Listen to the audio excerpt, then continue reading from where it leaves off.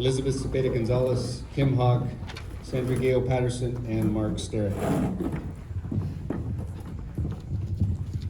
Again, you'll have 1 minute for an intro, 1 minute for an outro, and 2 minutes. We've got 2 questions for you folks here today. So we'll just start here closest to the podium with Mark. Mark, please tell us a bit about yourself and what your campaign goals are. And then when you're done, just pass it on to Kim, and then down the line, it'll be the same introductory question for everybody. What a different answer. Different answer. All right. Good morning, everyone. My name is Mark Sterrick. Thank you for this opportunity to introduce myself. My family moved to Hollister shortly after World War II and started a variety of businesses. So I grew up in a family of entrepreneurs, grew up working in the family businesses. So when I was in college, I wasn't really sure what I wanted to do, but I was on the wrong side of the dean's list in engineering, so I switched to business. But during my college years, I got a Bachelor of Science in Business Administration. I met my future bride. We have 3 children.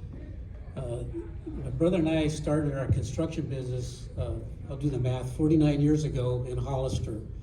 And although being a general contractor is not,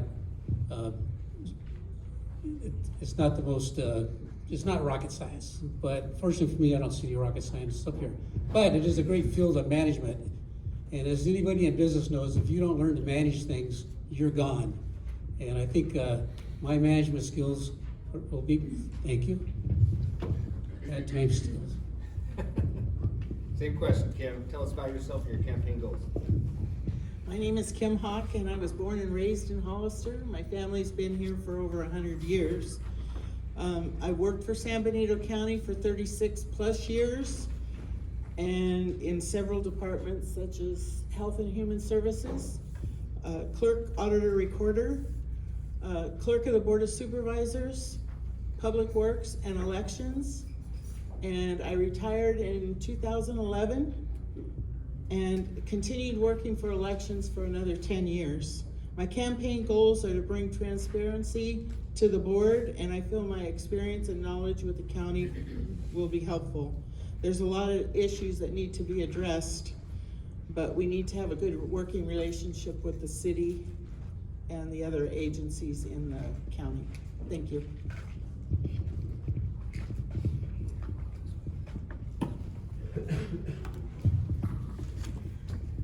Good morning, everyone. Thank you for having this candidates forum. My name is Sandy Patterson, and I've lived in the county for 50 years, moved over here when I was 14. I'm a graduate of Hollister High School in 1976. I started my law enforcement career with Hollister PD as a police explorer and a police cadet, and I was hired as the first female deputy sheriff coroner in the county's history in 1985. So my experience is in law enforcement, many years, also in agriculture. We raised hay and cattle, in the water industry, in technology. So I have the experiences and the knowledge for many, many years. I've been on boards, I've school boards, PORAC, Peace Officer Research Association of California, and my goals are to promote what founded this county, and that's the ag and the people in this community. Thank you.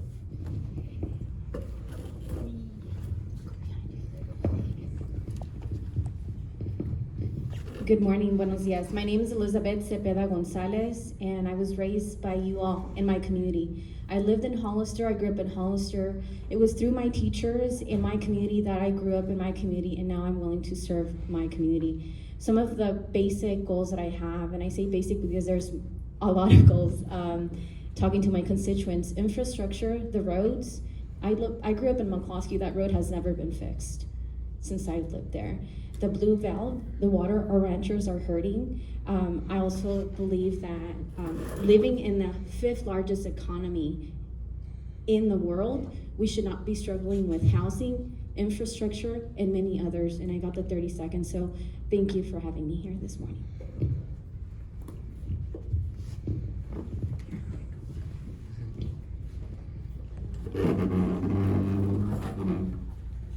Thank you for the San Benito County Chamber for doing this today. I've been living in the county for 20 years. I have an 11-year-old son who goes to Spring Grove, a 15-year-old daughter who goes to San Benito High School. I ran for this seat in 2020 against the incumbent. While I did lose 42% of the vote, I did get appointed to this position when he quit 4 months into the term. So I've been in the position of county supervisor for District 1 for about 7 months. I also have owned my own business for the last 17 years in this community. I have served the community through a variety of nonprofit boards, including the Emmaus House, Baylor Education Foundation, the Civil Grand Jury. I was a Girl Scout troop leader for 5 years, and I even coached 1 season of youth soccer for the Tremors. We won't talk about it. I am committed to this community, and I've continually given back to the community, and I want to give back through public service. I'm doing this because I care about San Benito County. I care about where we're going. All right, thank you, everybody. Welcome. So we're just gonna start back up with you, Elizabeth, on the next question. Everybody will have 2 minutes on this one. And the question is, what are the top 3 issues you see facing San Benito County, and what are your proposed solutions? Elizabeth Dirks, sorry. So a lot of people don't know, but Betsy's short for Elizabeth, and that's what all my family and friends call me. So, okay. So the first issue is water.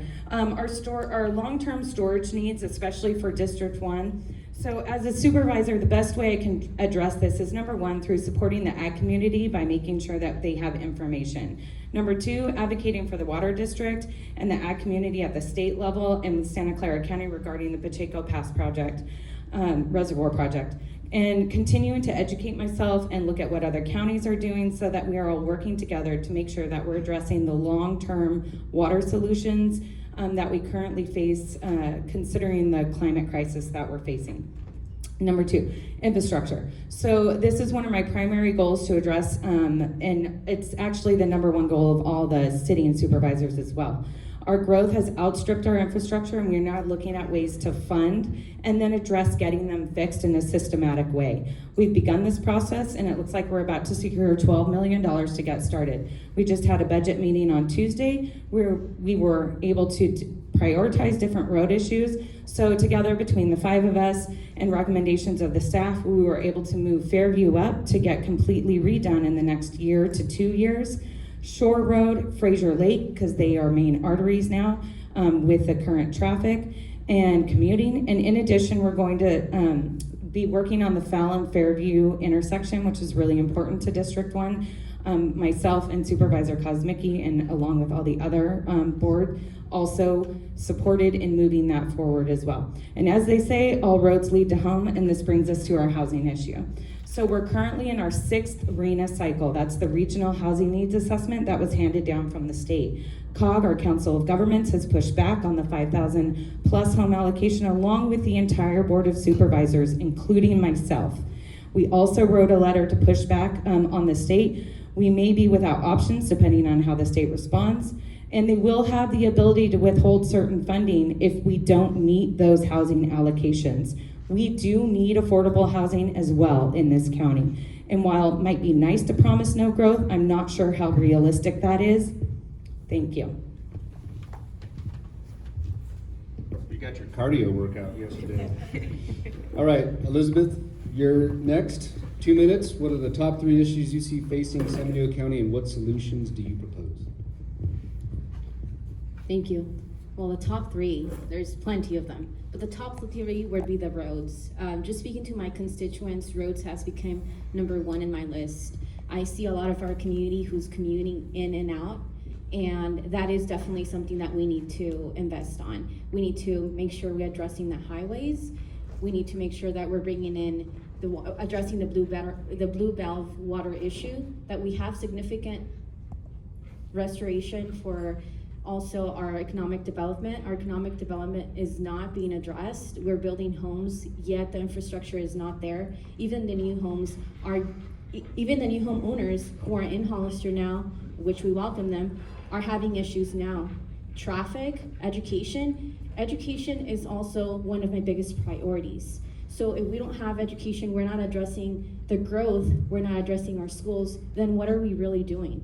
We cannot disregard our library. One of the reasons I'm running today is because we have the same library we had for many, many, many years. And I advocated for our library at the high school, but that library in our county that is not being addressed, guess what? That is one of my priorities as well.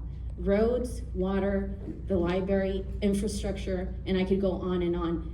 But let me just tell you a little bit about education. If we're not educating our community, then what are we doing? If we're not having our children pushed and challenged, then what are we really doing as a community? We need to make sure that this is something that gets addressed. So I asked all 6 of us, and one of them who's missing, that if we do not address our library in our community within the next 10 years or so, we're gonna be doomed.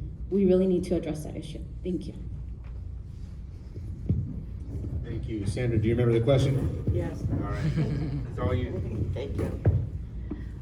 Well, I'm just gonna say I agree with all the topics. You know, you get to me or the rest of us, the topics are kind of taken. But the, in District 1, of course, is the water issue with the blue valve being locked up.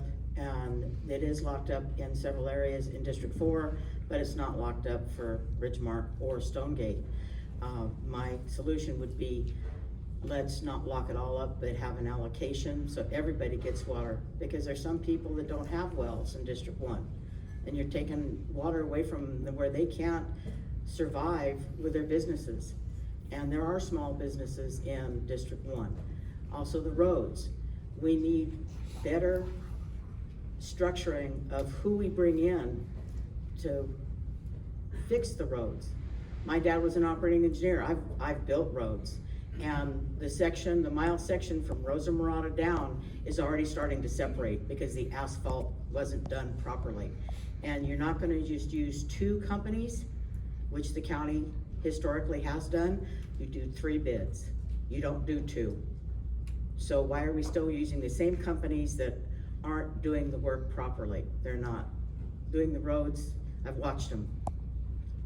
And then you also have agriculture. You need to promote it. You need to come back to where San Benito County was years ago. We were the richest county in the state of California for ag, hay, and cattle. I just had one of the fleeces tell me the other day, they just pulled out their last walnut orchard. And that is sad. And we need to have better communication. We need to have seminars for the small business owners. I have 2 small businesses right here in San Benito County. And the pandemic hit me hard. So I want an open door policy. I have the experience in all those areas. It's just not, I'm just not sitting up. Thank you. We have more than three top issues, but mine are roads, and I feel that there is funding available to us through the state and the federal government, and they're not reaching out for that. And again, I agree with the contractors. You have to have at least 3 bids. I know from working in public works, we contracted with a company out of Stockton, and they came over and resurfaced the roads. The other thing is employee staffing. Until we increase our staffing in our departments, we're only gonna be doing a Band-Aid fix on everything because we don't have the people to work. We need to promote people from within the county. There's a lot of county employees that live here in this county, and they're stagnant. They don't get promoted from within. And the county hires administration people from out of county. So we need to start looking at our local employees and promote from within. San Benito County is a stepping stone for other counties. They get a job here, they work, they get experience, and then they're gone. The other thing is housing. We can't stop growth, but we can we can control it. And we should not be expanding in the rural areas right now. Ag is what San Benito County is known for, and we need to continue working with the city of Hollister in a joint effort for affordable housing within the city.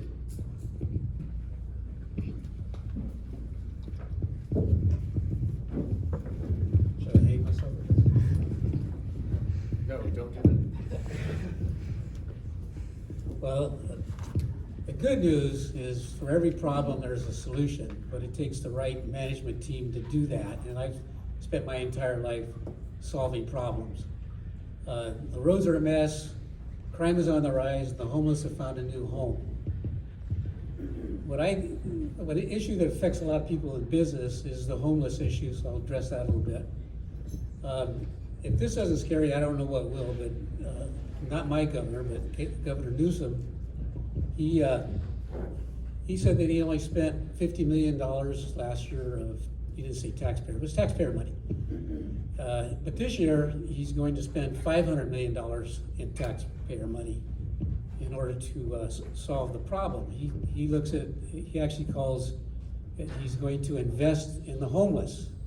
Well, I think we invested in our kids. I thought that was the plan, but we're investing in the homeless. The bottom line is the government is going to spend a lot of money on the homeless situation.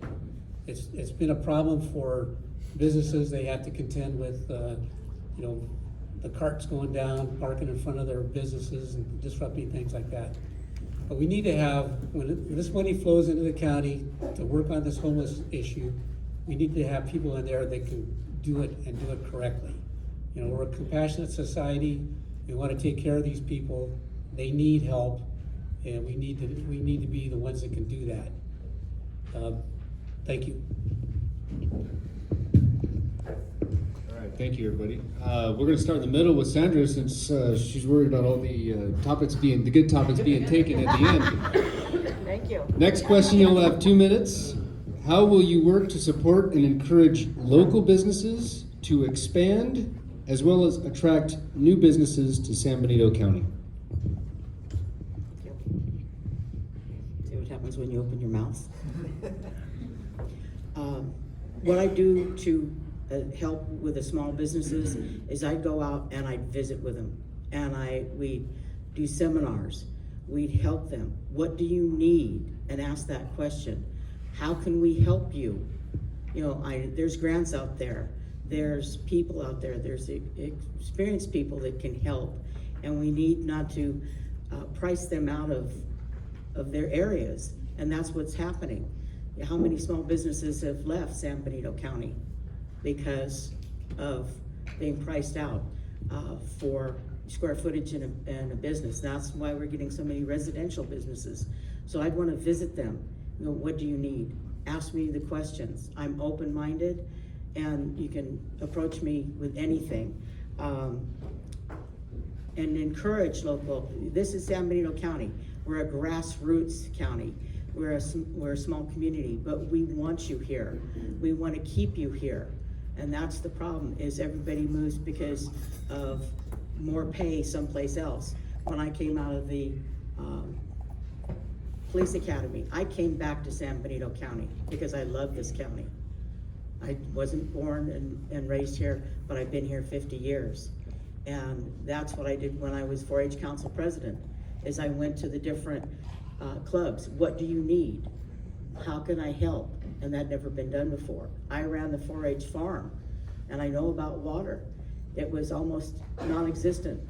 And then we filled it for the next 2 years I was council president. So I know how to increase. I know how to get the help. I already have a committee that's helping me to look into the areas of expertise which I have, which is law enforcement, which is water, which is ag, which is livestock. Thank you. Elizabeth, you're next. How will you work to support and encourage local business to expand as well as attract new businesses to San Benito County? Thank you for your question. I worked in San Benito County pretty much all my life. I was in middle school when I started working. I picked apricots from one of the ranchers' homes. I became really good friends with that rancher. He taught me his business. And that I'm really grateful for. While I was in high school, I worked at Hollister Super. I met one of the owners there, and he also mentored me. I run the largest Latino nonprofit organization. I'm the currently deputy director, nonprofit organization. We help with grants for businesses, not only in California, but throughout the United States. I have experience in that field. I helped 2 of my neighbors create their business, go in there, yes, some of them for house cleaning, and yes, for other needs in our community. So I do have the experience. I'm already doing the work.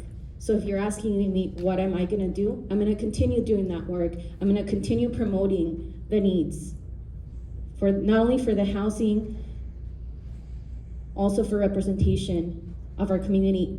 It is incredible that we have the largest majority of millionaires in our county, in our state, and some of those are in our county. Yet we have high increase and homelessness was addressed, but we need a balance. We really truly need a balance. We need to make sure that La Catrina is being as successful as El Nopal. We need to make sure that we're bringing in knowledge from within the county and outside of the county, resources to our community. We need to make sure that we're applying for those grants, that we're educating our businesses on how to apply, and that we're doing it for everyone equally. Thank you. Betsy?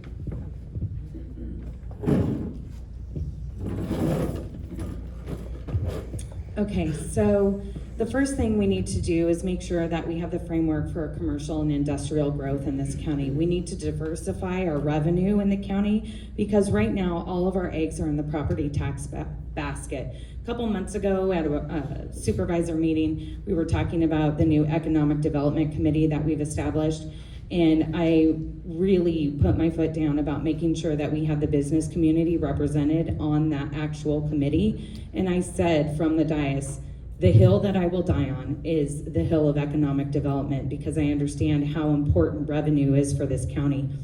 So we need to expand.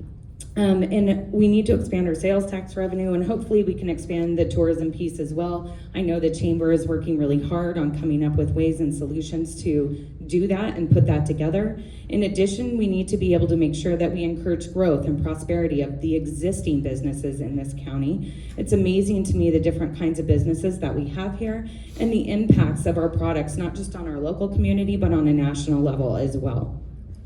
We need to make sure that the county is easy to work with, that the process for acquiring space to build and grow is accessible. If we are not growing, we are dying. We need to have this extra revenue to continue to provide services to our county. Behavioral health, health and human services, the homeless shelter, emergency services, the sheriff's department, the fire department. All of these things are vital to the safety, and we cannot have those things without economic development. We have to continue to utilize the EDC, or Economic Development Corporation, and we need all entities to work together to provide opportunities for prosperity because we all benefit. This is also about jobs and providing a place where 11,000 people don't have to leave the county on a daily basis for work. This will be less commuting on our roads and less of an impact. Thank you. Mark, it's the same question. How will you work to support and encourage local businesses to expand as well as attract new businesses to San Benito County?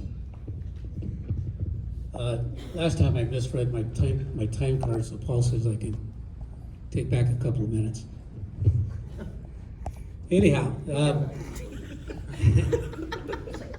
when I look at when my parents went into business many years ago, and the rules and regulations today, they would never have been able to start those businesses.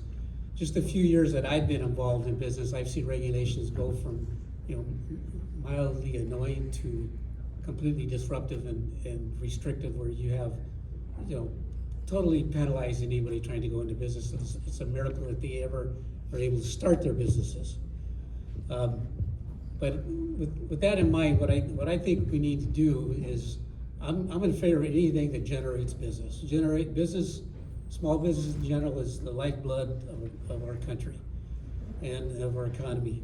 So I'm in favor of anything that we can do to encourage that. What I want to do is, with the issues we're facing in the county, we need to have a different revenue stream. And the idea of that is we need to bring businesses, industries, and things like that into our county. Now, we got to look at who's we're bringing. We can't just bring any industry, but we have to open the doors for that, remove restrictions that keep businesses from starting, and do everything we can to encourage it. So as a business person, I understand that.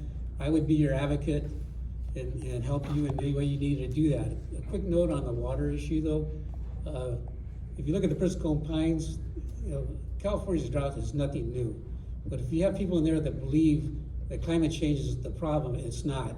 The Romans understood it. They built aqueducts. They had slaves. Well, we got Caterpillar. We can be doing a lot if we had the right people in there helping us do it. Thank you. Thanks, Mark. Kim?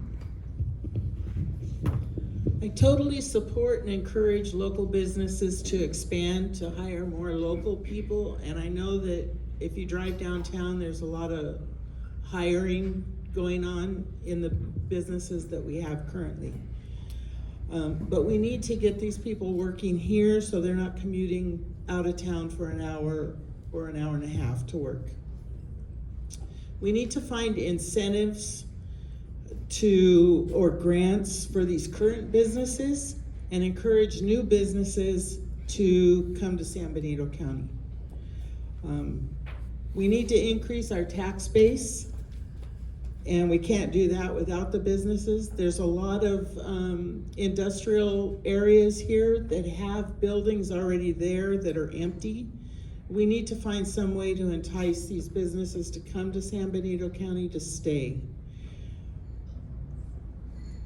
The houses are not making the money because our county is only getting 11 cents per dollar on the property taxes. It's not enough. We need the businesses, and let the businesses pay for the infrastructure, the roads. These housing developments that have gone in should have been paying for the roads. Instead, they deferred the road improvements on their agreements, and then they never came back to fix them. The taxpayers in this county are taxed out, and we can't continue to go on in this direction. Thank you. Thank you, Kim. Now it's time for your closing remarks. If there's one thing you want this group to leave here today with thinking about you, you've got 60 seconds to tell them about it. Elizabeth, you can go first. Zapata.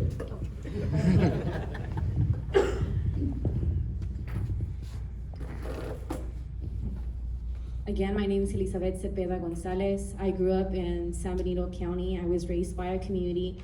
I work hard. I am very dedicated to what I do. I have a huge list of things that I do. You know, when the pandemic hit, I was already at capacity, but guess what?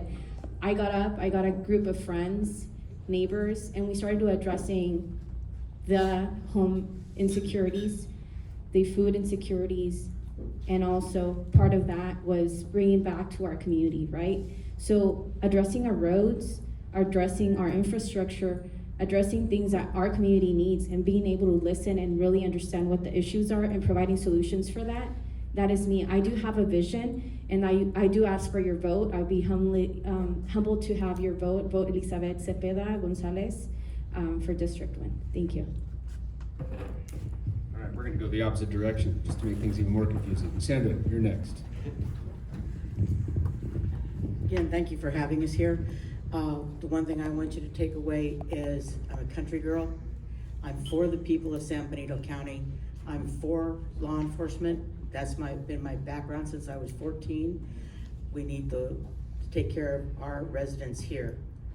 I've worked with the homeless. I worked with the food angels here. I continue to do that. We have homeless veterans here. I've worked with the American Legion Auxiliary.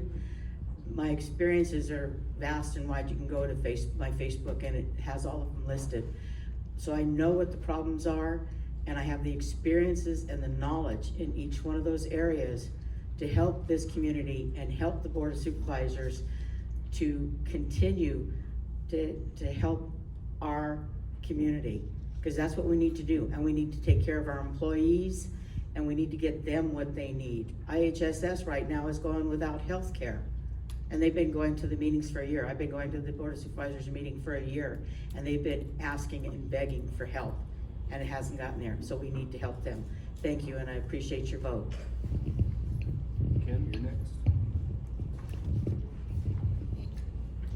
Thank you for your time. And if I'm elected, I will be the voice for the people and try and get everything accomplished that we need to get done. There's a lot. If you have any questions or concerns, please feel free to contact me. My phone number is 831-630-3352. And I would appreciate your support and vote on June 7th. Thank you.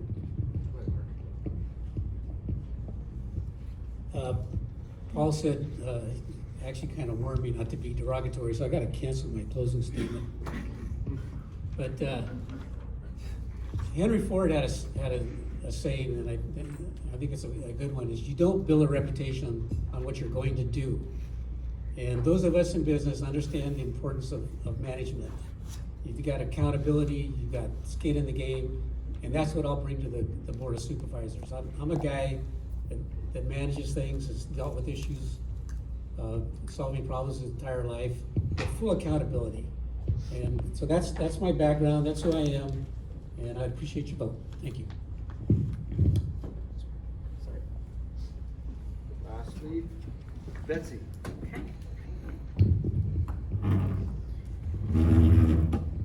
On June 7th or before, I hope you vote for me, Betsy Dirks. I'm here to provide transparency, I'm here to provide the truth, and I'm genuinely here to make San Benito a place where my children will one day have a place where they can come to live here and hopefully have an opportunity to have a career here. I've been blessed with a wide variety of support. I'm the only candidate in District 1 who even filled out the questionnaire for SEIU, our county workers, the people who we are leading. And I'm proud to have their endorsement. I've been endorsed by the Deputy Sheriff's Association, by the South Bay Labor Council, by Assemblyman Robert Rivas, by former Supervisor Jim Gillio, former Supervisor Margie Barrios, current Supervisor Bob Tiffany, and many other community leaders and organizations. This is an example of how I want to bring and am bringing community together to solve our county's issues. Thank you, and please vote Betsy Dirks.